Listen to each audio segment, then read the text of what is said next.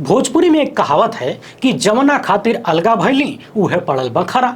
यानी जिस समस्या से बचने के लिए खूब मेहनत किया वही समस्या सिर पड़ गई, बल्कि और बड़े रूप में पड़ गई। आजकल भक्तों के भगवान का यही हाल हो चुका है। पहलगाम में 28 भारतीयों की मौत का बदला लेने के लिए और न्याय दिलाने के लिए बिहार में जाके भौकाल तो मार दिए, मगर अब तक कुछ कर नहीं पाए। सवाल है कि बिना हिसाब किताब लगाए ही भौकाल टाइट करके आ गए क्या? अब जब खुद ही पूरे देश में घूम घूम कर बदले की आग लगा दी, गोदी मीडिया ने आग धधका दी, पूरा देश बदले की डिमांड करने लगा, तो समस्या बढ़ गई। फिर शुरू हुआ ध्यान भटकाओ योजना। इसके तहत जातीय जनगणना का ऐलान किया गया। यह अलग बात है कि चर्चा चौतरफा हो रही है कि इनकी जातीय जनगणना आज नहीं तो कल जुमला साबित होगी, मगर उस तथाकथित जुमले ने भी हुजूर के घर में ही आग लगा दिया है, वो भी भयंकर वाला। पिछले 11 सालों में भाजपाइयों के घर में ऐसी आग आपने नहीं देखी होगी। इनके अपने गालिबाज जो अब तक 240 सीट मिलने पर जनता को गरियाते थे कि ये तुमने क्या कर दिया, वो अब उसी जनता से कह रहे हैं कि इसको 240 छोड़ो, 2-4 पे लाओ, इसको हराओ, औकात में लाओ। जी हाँ, इस तरह की बातें कट्टर भाजपाई गुर्गे कह रहे हैं, जो महामानव को ही भारत समझ बैठे थे, भगवान से भी ऊंचा दर्जा देते थे। यानी पाकिस्तान के खिलाफ, आतंकियों के खिलाफ बदले की आग को ठंडा करने के लिए हुजूर ने एक जुगाड़ निकाला। उस जुगाड़ ने अपने ही घर में आग लगा दिया। और तो और उधर अमेरिका अभी फोन करके ज्ञान ठेल रहा है। सवाल ये भी है कि पहले तो ट्रंप ने बगले में बिठाकर बेइज्जत किया, और अब उनकी सरकार पूरी दुनिया को बता रही है कि हमने फला फला को फोन करके फला फला चीजें कही हैं। क्या ये भारत का अपने आप में अपमान नहीं है? भारत अपने लोगों की मौत का बदला ले या न ले, अमेरिका बताएगा। वो अमेरिका जिसको ठेंगे पर रखकर हमारे देश की एक महिला प्रधानमंत्री ने पाकिस्तान के 2 टुकड़े कर दिए, वो अमेरिका के 7वें बेड़े से नहीं डरी, और आज वाले क्या एक फोन से डर जाएंगे? कुल मिलाकर नरेंद्र मोदी एक साथ कई मोर्चों पर सरेंडर कर चुके हैं, वो भी राहुल गांधी के साथ। इनके अपनों के इन ट्वीट्स को ध्यान से देखिए, कैसी कैसी बातें इनके अंदर समर्थक लिख रहे हैं इनके बारे में। तो आइए इस वीडियो में बतिया लेते हैं कि जातीय जनगणना का ऐलान क्या सिर्फ बिहार चुनाव के लिए एक जुमला है, क्योंकि मालूम है कि चुनाव से पहले तो हो नहीं सकता, ऐलान के नाम पर ही वोट ले लेना है। बात यह भी करेंगे कि राहुल गांधी की अब तक की सभी भविष्यवाणियां सही साबित हुई, और अगली जो भविष्यवाणी है उन्होंने की है वो ऐसी है जिसके लिए आप सबको, हम सबको तैयार रहना पड़ेगा। हालांकि इन चीजों को भविष्यवाणी नहीं कहते, बल्कि आकलन करना कहते हैं। ये वीडियो काफी जबरदस्त होने वाली है, आखिर तक देखिएगा। कई तस्वीरें हैं जिन्हें साफ करना जरूरी है। पहली बार है तो चैनल को सब्सक्राइब करके घंटी बजा दीजिएगा टाइम से। हर वीडियो को लाइक और शेयर करना जरूरी होता है। ये सारे काम बिल्कुल फ्री है, यानी मुफ्त में आप इस चैनल को मजबूत कर रहे हैं। 2 सेकंड लगता है, अभी निपटा लीजिए। इसके अलावा आपको मालूम है कि हम किसी धन्ना सेठ या राजनीतिक दल के दम पर नहीं चलते, तभी उन मुद्दों पर खुल के बात हो पाती है जिन्हें छुपाने के लिए गोदी मीडिया को पैदा किया गया है। हमारा काम पसंद आता हो तो इस QR कोड या अपने मोबाइल नंबर का प्रयोग करते हुए जो भी हो सके आर्थिक सहयोग भेजने का प्रयास जरूर करें। एक बार फिर से नरेंद्र मोदी के अंध समर्थक, गालीबाज समर्थकों और IT सेल के गुर्गों के भीतर लगी आग को देखिए और सोचिए ये कितने नाराज हैं। जिस नेता को अब तक भगवान से भी बड़ा बताते थे, उस नेता के लिए अब क्या क्या लिखने लगे। यानी नरेंद्र मोदी इतने कमजोर पहले कभी नहीं थे। जी हाँ, पिछले 11 सालों में इतने कमजोर कभी नहीं थे, और किसी को भी अंदाजा नहीं था कि पहलगाम पर घिरे मोदी राहुल गांधी के मुद्दों पर सरेंडर कर देंगे। कांग्रेस मैनिफेस्टो के मुद्दे पर मोदी सत्ता का ऐलान राहुल गांधी के एजेंडे की जीत है, और ये जीत नरेंद्र मोदी ने बिहार चुनाव से पहले थाली में परोस कर दी है। क्योंकि कांग्रेस ने 2024 के चुनाव में जब बीजेपी को 240 पर रोका तो पार्टी को लगा कि उसे 99 सीटें मिल जाना भी किसी जीत से कम नहीं है। जनता को लगा कि राहुल गांधी को रोक पाना अब आसान नहीं होगा, क्योंकि चुनाव आयोग, सुप्रीम कोर्ट और स्टेट मशीनरी के खिलाफ लड़ते हुए पार्टी को 99 सीटें मिली। नरेंद्र मोदी के लिए भी ये एक बड़ा झटका था, और इस गम को भुलाने के लिए उन्होंने हरियाणा और महाराष्ट्र का चुनाव साम दाम दंड भेद करके जीता। कहिए कि कह के जीता। इन दोनों चुनावों में चुनाव आयोग पर न जाने कितने आरोप लगे, सुप्रीम कोर्ट में याचिकाएं पेंडिंग हैं, और मिलाड की होली वाला टाइम अभी आया नहीं है। और ऐसा लगता है कि बिहार में भी महाराष्ट्र का खेला दोहराने के लिए तैयारी हो रही है। एक मास अपील पैदा करने के लिए नरेंद्र मोदी ने जातीय जनगणना का ऐलान कर दिया है। सवाल यह भी है कि अपनी जबान से ऐलान क्यों नहीं किया? जिसे छोटी छोटी चीजों का ऐलान करने और फीता काट के क्रेडिट लेने की आदत है, उसने इतना बड़ा ऐलान दूसरे के मुंह से क्यों करवा दिया? बहरहाल 240 सीटों के साथ बैसाखियों पर टिके नरेंद्र मोदी अब बेहद कमजोर नजर आने लगे हैं, और राहुल गांधी अचानक से विजेता दिखने लगे हैं, जिसके मुद्दे पर सरकार काम कर रही है। क्योंकि इन मुद्दों पर तो कांग्रेस के भीतर राहुल गांधी का भी विरोध होता था। कहा जाता था कि जाति जनगणना के मुद्दे पर कांग्रेस के बड़े नेता राहुल गांधी का समर्थन नहीं करते हैं, उनके भाषणों को शेयर तक नहीं करते, ट्वीट को रीट्वीट तक नहीं करते। लेकिन नरेंद्र मोदी ने जाति जनगणना की बात करके राहुल गांधी को कांग्रेस के अंदर भी और भारतीय राजनीति में भी सर्वमान्य बना दिया है। यानी राहुल गांधी की क्रेडिबिलिटी पर नरेंद्र मोदी ने मुहर लगा दिया है। अब कांग्रेसी राहुल गांधी को दूध से नहला रहे हैं, उनकी वकालत कर रहे हैं और गा रहे हैं कि देखो राहुल गांधी ने जातीय जनगणना की बात की थी और आज मोदी को मानना पड़ गया। तो कांग्रेस के भीतर राहुल गांधी के विजन को स्वीकार्यता का सर्टिफिकेट मोदी के जरिए मिला है और अब हिंदुस्तान में एक नई राजनीति की शुरुआत होने जा रही है, जिसके केंद्र में दलित, पिछड़े और आदिवासी होंगे और यही तय करेंगे कि चुनाव किस तरफ जाएगा। सवाल यह है कि इस संजीवनी के बाद क्या राहुल गांधी और कांग्रेस 2029 के लोकसभा चुनाव में दलितों, पिछड़ों और आदिवासियों का वोट हासिल कर पाएंगे, क्योंकि देश में सबसे ज्यादा आबादी और वोट बैंक ओबीसी वर्ग का है। कहा तो यह भी जाता है कि इस देश में ओबीसी की आबादी 51% से 55% तक हो सकती है। कई राज्यों में यह आंकड़ा 60% के आसपास भी हो सकता है और एक जमाने में ओबीसी कांग्रेस का मजबूत वोटर होता था और 2022 से ही राहुल गांधी खुलकर ओबीसी की राजनीति कर रहे हैं। उनके एजेंडे को स्वीकार करके मोदी ने साफ कर दिया कि राहुल गांधी सही थे, सही हैं, उनका विजन सही है, उनकी मांग सही है। 2014 के चुनाव में ओबीसी ने मोदी लहर में गोता लगाया और आरएसएस की मेहनत के चलते ये वोट बैंक एक मुश्त बीजेपी में शिफ्ट हो गया। जनरल कास्ट हमेशा के लिए बीजेपी के साथ खड़ा नजर आया, लेकिन ताकतवर ओबीसी समाज के जुड़ने से मोदी सत्ता ने सेंटर फॉरवर्ड खेलते हुए विपक्षी खेमे में लगातार गोल मारे हैं। इसलिए राहुल गांधी को अपनी रणनीति बदलनी पड़ी और कांग्रेस सत्ता बनाने और बिगाड़ने में अहम भूमिका निभाने वाले ओबीसी वोट बैंक को वापस पाने में जी जान से जुट गई है। हिंदुत्व बनाम जाति की जंग में पहली बाजी राहुल गांधी के हाथ लगी है, लेकिन अभी लंबा रास्ता तय करना है, क्योंकि जब तक दलितों, पिछड़ों और आदिवासियों को आप संगठन में राजनीतिक प्रतिनिधित्व नहीं देंगे, चुनाव में टिकट नहीं देंगे, तब तक रिजल्ट आना जरा मुश्किल होगा। मगर जाति जनगणना पर मोदी के फैसले से ही कमंडल वर्सेज मंडल का पार्ट 2 शुरू होने वाला है। और यह भी सच है कि प्रधानमंत्री ने हेडलाइन तो बना दी, लेकिन डेडलाइन नहीं बताई। सवाल यह है कि क्या महाराष्ट्र और हरियाणा की तरह बिहार जीतने के लिए जाति जनगणना का ऐलान किया गया है उसी तरह से? अब किस तरह से जीता गया ये आप जानते हैं, क्योंकि राहुल गांधी ने 2025 में जितनी बार भी बिहार का दौरा किया, संविधान बचाओ सम्मेलन किया और जाति जनगणना की बात की। ये राहुल गांधी ही थे जिन्होंने पटना में बिहार की जाति जनगणना को खारिज करके अपने तेलंगाना मॉडल को सामने रख दिया। और जिस तरह तेजस्वी यादव ने मोदी सत्ता के ऐलान के बाद पटाखे फोड़कर जश्न मनाया, वो बताता है कि बिहार में इस मुद्दे की आंच कितनी तेज है। मत भूलिए कि लालू यादव इस लड़ाई में पीछे नहीं है और सोशल मीडिया पर उन्होंने लिखा है कि जब वे जनता दल के राष्ट्रीय अध्यक्ष थे, दिल्ली में उनकी संयुक्त मोर्चा की सरकार थी, जिसने 1996-97 में ही 2001 की जनगणना में जातिगत गणना कराने का निर्णय लिया था, जिस पर अटल बिहारी वाजपेयी की सरकार ने अमल नहीं किया।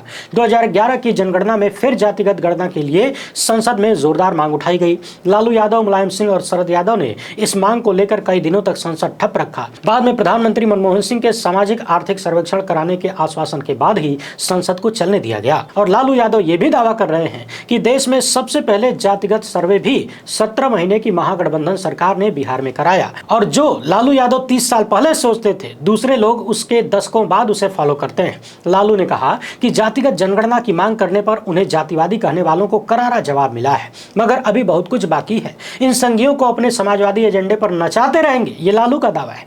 लालू का पोस्ट बिहार में महागठबंधन की राजनीति के पेच को उलझाता है, क्योंकि राहुल गांधी ने बिहार की जाति जनगणना को खारिज कर दिया और लालू यादव उसी का श्रेय लेते हैं। फिर कहते हैं कि जो हम 30 साल पहले सोचते थे, लोग उसे दशकों बाद फॉलो करते हैं। तो ये मोदी के साथ राहुल गांधी पर भी निशाना है और ये खेल अब दिलचस्प होता जा रहा है। जाहिर है कि बिहार में जाति जनगणना एक बड़ा राजनीतिक मुद्दा है और इसी मुद्दे की धार को कमजोर करने के लिए मोदी सत्ता ने जाति जनगणना का ऐलान किया है, अपने तमाम विचारधारा को लात मारते हुए, अपने समर्थकों, अपने नेताओं को अर्बन नक्सल बनाते हुए। मगर कांग्रेस का सवाल है कि ऐलान तो हो गया, मगर जाति जनगणना होगी कब? क्योंकि सरकार ने जनगणना के लिए फंड ही नहीं दिया है और इसे कराने में हजारों करोड़ का खर्चा आता है। कम से कम 30 लाख कर्मचारी 10 महीने तक इस पर काम करते हैं और ये सब शिक्षक होते हैं। तो बिना फंड के जाति जनगणना होगी कैसे? सरकार को बताना चाहिए कि क्या वो बिहार चुनाव से पहले जाति जनगणना शुरू करवा देगी या फिर ये एक जुमला है, क्योंकि सब कुछ बिहार को सामने रखकर ही हो रहा है। और चिराग पासवान ने दिल्ली में प्रेस कॉन्फ्रेंस करते हुए जाति जनगणना के लिए मोदी को क्रेडिट दिया। तो सवाल ये भी है कि क्या एनडीए के अपने साथियों को, उनके वोट बैंक को मजबूत करने के लिए नरेंद्र मोदी ने जाति जनगणना का ऐलान करवाया है? क्या वक्फ संशोधन कानून बनाकर नीतीश, चिराग और मांझी के वोट बैंक पर कैंची चलाने वाले मोदी ने उनकी सियासत को मजबूत करने के लिए ऐलान करवाया है? क्योंकि नीतीश कुमार, चिराग पासवान और जीतन राम मांझी अब खुलकर कह सकते हैं कि नरेंद्र मोदी जाति जनगणना करवा रहे हैं। इससे बिहार के अति पिछड़ों और दलितों को लाभ मिलेगा और मोदी के नाम पर हर समाज का नेता अपने वोट बैंक को मजबूत करेगा। मगर इस सियासत के सामने राहुल गांधी खड़े होंगे, क्योंकि कांग्रेस खुलकर कह रही है कि मोदी बताएं कि कब तक जाति जनगणना जनगणना होगी और क्या जनगणना होने के बाद संविधान संशोधन करके दलितों, पिछड़ों और आदिवासियों को 50% से ज्यादा आरक्षण दिया जाएगा। पहलगाम हमले के बाद से ही नरेंद्र मोदी का हर फैसला बिहार चुनाव को टारगेट करता हुआ नजर आ रहा है, लेकिन अमेरिका ने नरेंद्र मोदी के राष्ट्रवाद के गुब्बारे की हवा निकाल दी है। ट्रंप की सरकार ने मोदी सत्ता से दो टूक शब्दों में कह दिया कि पाकिस्तान के साथ मिलकर काम करिए और सीमा पर कोई बवाल नहीं होना चाहिए, मतलब युद्ध नहीं होना चाहिए। यही नहीं, अमेरिका ने पाकिस्तान के प्रधानमंत्री से भी बात की है और उन्हें भी कहा कि मामले की जांच में सहयोग करिए। तो सवाल यह है कि पहलगाम में मारे गए लोगों को न्याय कैसे मिलेगा, क्योंकि अमेरिका तो जांच की बात कर रहा है और नरेंद्र मोदी ने देश की जनता से वादा किया था कि पहलगाम में मारे गए लोगों को न्याय मिलेगा, आतंकियों को ढूंढ निकालेंगे, धरती के आखिरी छोर तक उनकी कल्पना से भी बड़ी सजा देंगे। तो क्या बिहार के मधुबनी में नरेंद्र मोदी की दहाड़ मात्र एक जुमला थी जो फिर से फेल होने जा रही है? अब सवाल तो यह भी उठेगा कि एक कांग्रेसी थी उसी गांधी परिवार की जिन्होंने पाकिस्तान के दो टुकड़े कर दिए, वो भी अमेरिका की आंखों में आंखें डालकर। और आज की स्थिति क्या है? हमारे प्रधानमंत्री विश्वगुरु हैं, फिर भी अमेरिका से डर जाते हैं, उनके मना करने पर मान जाते हैं, अपने लोगों की शहादत को भूल जाते हैं। अगर ऐसा होता है तो फिर जाति जनगणना के बाद राष्ट्रवाद के मुद्दे पर भी नरेंद्र मोदी की हवा निकलनी तय है, लगभग निकल ही चुकी है।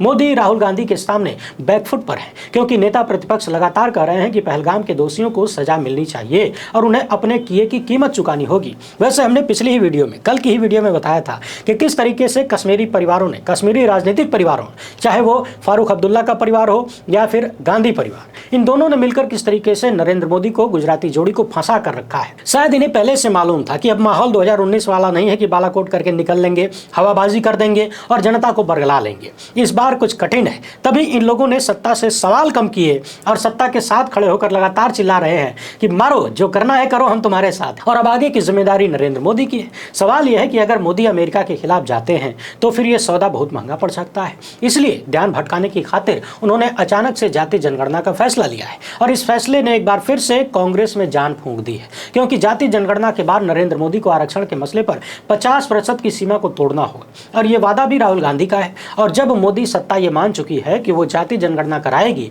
तो फिर बिहार में सवाल होगा कि महागठबंधन की सरकार में 65% आरक्षण का प्रावधान हाईकोर्ट में खारिज हो गया तो नरेंद्र मोदी दलितों, पिछड़ों और आदिवासियों को उनका हक देने के लिए क्या करने वाले हैं? क्योंकि बिहार सरकार के फैसले को हाईकोर्ट में चैलेंज किया गया था तो सुप्रीम कोर्ट के इंदिरा साहनी केस में दिए गए फैसले का हवाला देकर कोर्ट ने आरक्षण बढ़ाने के प्रावधान को खारिज कर दिया। तेलंगाना में भी जाति जनगणना होने के बाद आरक्षण बढ़ाने का बिल पास हुआ है और सुप्रीम कोर्ट का फैसला है कि दलितों, पिछड़ों और आदिवासियों के लिए आरक्षण की सीमा 50% से ज्यादा नहीं हो सकती। तो सवाल यह है कि जाति जनगणना करवाकर नरेंद्र मोदी करेंगे क्या? क्या वे आरक्षण बढ़ाएंगे? क्या वे सरकारी नौकरियों और संवैधानिक संस्थाओं में इस समुदाय को आबादी के अनुपात में प्रतिनिधित्व देंगे? अगर नहीं तो फिर जाति जनगणना कराने का फायदा क्या है? एक आसान सा उदाहरण समझें तो जब व्यक्ति बीमार होता है तो ब्लड टेस्ट कराता है, ब्लड टेस्ट कराने के बाद दवाई लेता है। टेस्ट कराने का उद्देश्य यही होता है कि पता चले कि बीमारी क्या है, उसी हिसाब से दवाई लेंगे।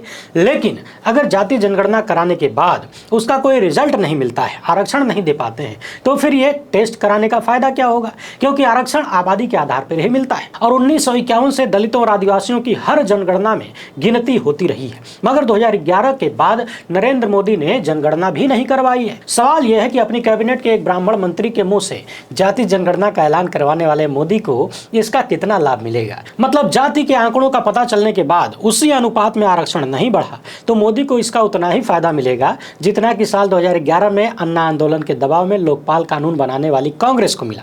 तो नरेंद्र मोदी के एक फैसले की वजह से राहुल गांधी का कद अचानक से बड़ा हो गया है। सवाल यह है कि मोदी सत्ता ने अचानक से यह फैसला क्यों लिया? क्योंकि भाजपा IT सेल इस फैसले से खुश नहीं है और मोदी को सीधे तौर पर गरिया रही है। कहा जा रहा है कि 240 से 2-4 पर ला देंगे। जो नफरती चिंटू और जो अंधभक्त छाती ठोक कर इस सत्ता के हर एक फैसले को सही ठहराते थे, इस सत्ता को खुश करने के लिए जिन्होंने किसानों को गाली दी, महिलाओं को गाली दी, नौजवानों को गाली दी, पूरे देश की जनता तक को गरिया दिया, आज वो लोग इस फैसले से यानी जाति जनगणना वाले फैसले को लेकर नरेंद्र मोदी के खिलाफ हैं। वो ये भी कह रहे हैं कि सरकार भले ही मोदी की हो लेकिन चला तो रहे हैं राहुल गांधी। और सोशल मीडिया पर जिस तरह अंधभक्तों वाले गालीबाज संवर्ण समाज में चुप्पी है, उससे एक बात साबित हो गई है कि ये वाला जो संवर्ण समाज है, जो अंधभक्त है, सिर्फ मुस्लिम विरोध की वजह से मोदी का समर्थक नहीं है, उसे सत्ता से लेकर संसाधनों और रोजगार पर भी अपना कब्जा चाहिए। इसलिए वो दलितों और पिछड़ों का हक मारने से भी पीछे नहीं हटेगा। ध्यान रखिएगा, हर समाज में कई तरह के लोग होते हैं, इसलिए पूरे सवर्ण समाज को आप निशाना नहीं बना सकते, क्योंकि नफरती चिंटुओं की संख्या बहुत कम है। मतलब ये समाज अब 360 डिग्री नफरती बन चुका है। जातिगत जनगणना से उन पिछड़ों और दलितों को भी खुश होने की जरूरत नहीं है जो नफरती ब्रिगेड के साथ है। मोदी भक्तों की खामोशी को पढ़िए।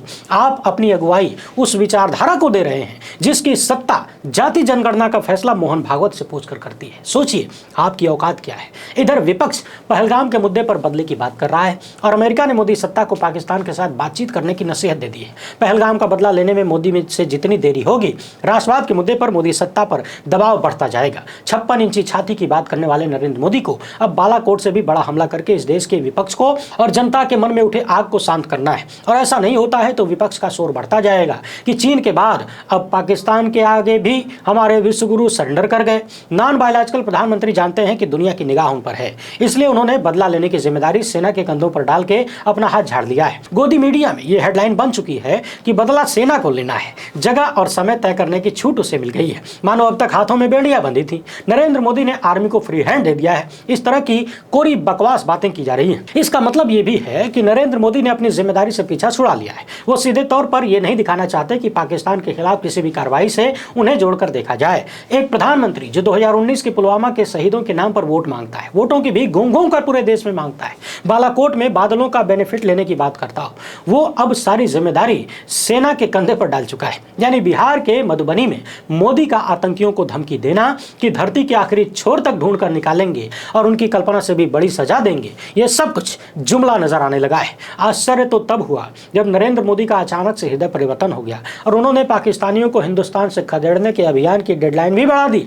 कहा गया है कि अगले आदेश तक पाकिस्तानी आराम से जा सकते हैं। सवाल वही है कि आखिर मोदी का हृदय परिवर्तन कैसे हो गया? क्या अमेरिका ने गुपचुप तरीके से पहले ही कुछ बोल दिया था? पाकिस्तानियों के प्रति प्रेम कैसे पैदा हो गया? क्या यह अमेरिकी धौंस का असर है? याद रखिए, जाति जनगणना राहुल गांधी की पिच है और पहलगाम पर बदले की मांग करके राहुल गांधी राष्ट्रवाद की पिच पर भी बाउंसर मार रहे हैं और मोदी को कुछ समझा नहीं आ रहा है। सोचिए प्रधान सेवक कितने मजबूर हैं। भारत जोड़ो यात्रा से ही राहुल गांधी हर रैली, हर सभा और हर कार्यक्रम में जाति जनगणना की बात कर रहे हैं और बड़ा नेता वो होता है जो विरोधियों को अपनी पिच पर लेकर आए। राहुल गांधी ने वही काम कर दिया है। संसद में राहुल गांधी ने छाती ठोक कर कहा था कि इसी सदन में मोदी सरकार को जाति जनगणना करवानी पड़ेगी और अप्रैल 2025 आते आते मोदी ने सरेंडर कर दिया। जीएसटी, आधार, मनरेगा के बाद मोदी ने जाति जनगणना पर भी यू टर्न लिया है। जबकि कोरोना की चेतावनी, नोटबंदी के नुकसान, किसान कानून वापस लेंगे, अडानी का घोटाला, राहुल गांधी की हर भविष्यवाणी सही साबित हुई है और नेता प्रतिपक्ष ने यह भी कहा कि आर्थिक तूफान आने वाला है। मतलब राष्ट्रवाद और जाति जनगणना के बाद आर्थिक मोर्चे पर भी महामानव की हवा टाइट होने वाली है, गुब्बारा फुस होने वाला है। फिलहाल इतना ही। वीडियो पसंद आई हो तो ज़्यादा से ज़्यादा लोगों तक पहुंचाएं। पहली बार है तो चैनल को सब्सक्राइब कर लीजिए। हमसे जुड़ने के लिए बहुत बहुत धन्यवाद। जय हिंद।